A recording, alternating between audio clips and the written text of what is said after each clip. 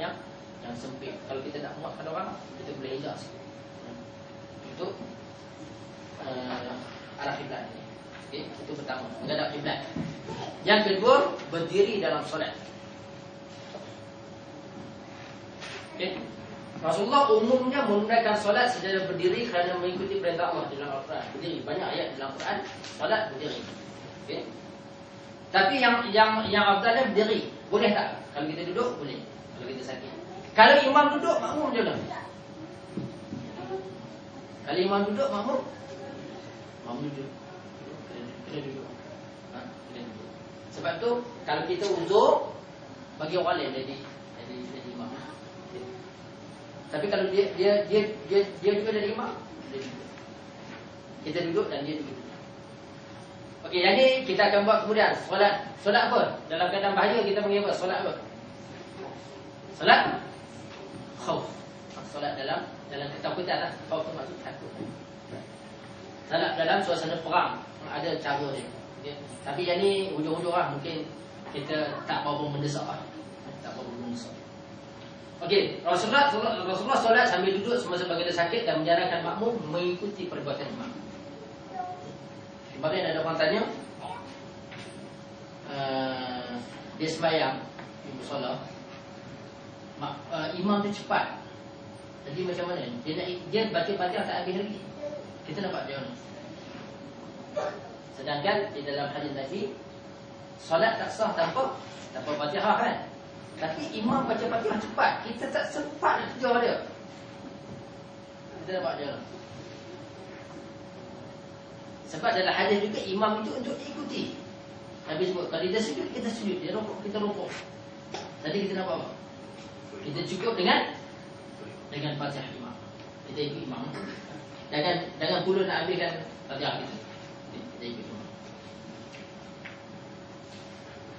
Okey, solat sambil berdiri lebih afdal daripada duduk dan berbaring. Okey, ini saya sebut di hujung tu hadis-hadis berkenaan dengan perkara-perkara ini. Lebih afdal daripada duduk dan berbaring. Okay. Jadi kalau imam tu tak boleh berdiri, kalau ada orang lain yang mampu, orang lain jadi imam lah. Okay. Tapi di zaman Rasulullah SAW ni, zaman Nabi jadi imam, sahabat yang lain tak wani lah duduk jadi imam kan. Kalau Nabi solat, kecuali Nabi tak solat bersama berjemaah, Abu Bakar akan jadi imam. Rasulullah ini satu lagi, kadang-kadang memakai kasut semasa solat. Ini hadis riwayat Abu Daud dan Ibnu Majah, dan para ulama hadis membahaskan bahawa hadis ini hadis mutawatir. Kagak pakai kasut. Ini kalau cerita kat kampung, bising 3 tahun tak boleh. Pakai kasut. Sebenarnya ada. Pakai kasut. Hadis mutawatir. Tadi sebut kalau pakai kasut, dia ada cara untuk kita duduk antara duduk sujud dan duduk tahiyat. Dan juga itu juga merupakan sebahagian daripada perbuatan Rasulullah SAW. Duduk tu, kaki duduk tegak. Kita akan tunjuk kepada anak, duduk kaki duduk tegak. Selalunya kita akan duduk atas kaki kiri kan, dan kaki kanan upright kan. Tapi kalau duduk kita sembahyang pakai kasut, duduk kaki tegak. Itu juga merupakan sabit dengan hadis Nabi SAW. Okey, dan juga berkenaan dengan berdiri ni tuan-tuan dan puan-puan, Rasulullah menekankan tentang meletakkan sutrah semasa solat. Apa maksud sutrah? Sutrah batasan. Orang Melayu kita di Malaysia, saya tak tahu, saya tak boleh sebut tempat tuan-tuan, tapi tempat saya benda ni jarang orang amalkan. Sebenarnya dia letak sutrah. Sutrah ni boleh jadi macam-macam. Tuan-tuan nak tahu apa? Letak sutrah pembatas solat. Dan orang yang melintas, dia melintas di depan sutrah itu. Kalau dia melintas di belakang sutrah itu, kita tahan. Tiga orang, bila kita tahan, dia salah. Dia tak faham, kita tahan, dia salah. Kita pun salah menyerah. Tapi itu juga merupakan sebahagian daripada anjuran Rasulullah SAW. Orang melintas, kita tahan. Kita tolak. Tapi benda ni tuan-tuan kena ada ilmu. Sebab kadang-kadang kita tak tahu dia sembahyang. Kalau tuan pergi tengah tempat, dia berdiri tu macam dia tak sembahyang. Okey, takbir. memulakan solat dengan takbir. Okey, macam mana angkat tangan ni? Ini kita masuk the final point. Macam mana kita angkat tangan? Mengangkat tangan dia ada 3 masa. Semasa takbir ini semua sabit dengan hadis Nabi sallallahu alaihi wasallam. Semasa takbir diriwayatkan oleh Al-Bukhari. Semasa takbir, sama masa dengan takbir Allahu Akbar. Okey. Juga kadang-kadang Nabi selepas takbir juga dia. Ya. Allahu Akbar. Dia dah habis takbir tapi dia angkat tangan.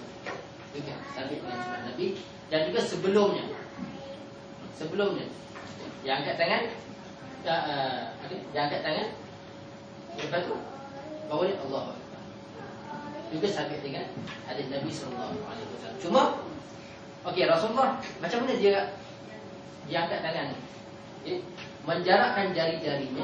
Okay. Bukan jarak penuh. Jarak dan meletakkannya selari dengan bahu atau kadang-kadang selari dengan bahagian atas ni. Jadi para ulama ada membincangkan dia punya kedudukan antara atas telinga dengan bahu ni. Cuma tuan-tuan tak perlulah pergi ambil tip, ukur ke semua, tak perlu lah. Okay. Agak-agak lah. Begitulah perbuatan Nabi. Dan pada sahabat yang meriwayatkan pun dia agak-agak begitu lah. Dia tak pergi ukur tu. Okay. Orang bahas begitu. Jadi begitu Rasulullah angkat takbir. Selepas itu Rasulullah meletakkan tangan kanannya di atas tangan kiri. Okay. Betul tak mana? Letak ada yang nak nari lapin macam macam. Meletakkan kalau hadis sahih yang diriwayatkan oleh Abu Daud, Ibnu Khuzaimah dan Ibnu Ahmad, dia letakkan di atas. Cuma letak tangan itu kan, para ulama hadis berbeza pendapat sama ada tangan kiri, tangan kanan atas tangan kiri begitu ataupun di sini. Kedua-duanya diterima oleh sebagai sebahagian daripada tafsiran hadis ini. Dan Rasulullah meletakkan pandangan ke arah tempat sujud. Kecuali bila? Ini kita sebutlah sebab kita nak balik solat kan. Kecuali bila? Dalam solat ada satu tempat yang kita tak tengok tempat sujud.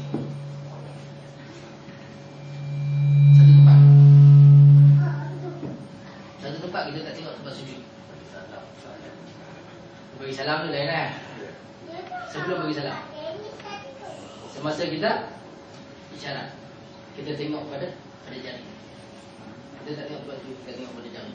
Okay. Nanti kemudian kita cerita tapi kita awal-awal. Okay. Selain daripada itu kita tengok tempat. Dan Rasulullah larang kita mendongakkan kepala. Tengok orang dia kalau dia penuh dia. Okay.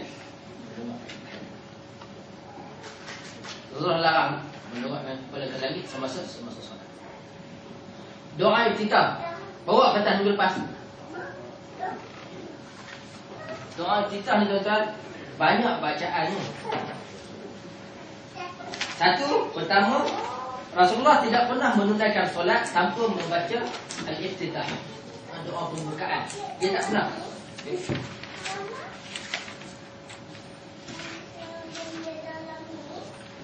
Okey, kalau siapa yang pesan buku tu saya bagi awal-awal lah. Boleh tengok buku ni kan.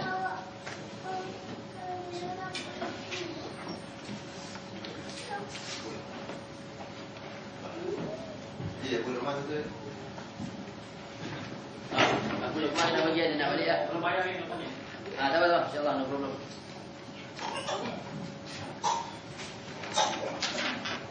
Siapa nak pesan nanti bagi nama. $8. Dan saya tak ambil lah, satu sen pun tuan-tuan. Ini harga memang murah, tuan-tuan cari di seluruh Australia tak dapat $8 ni. Okey.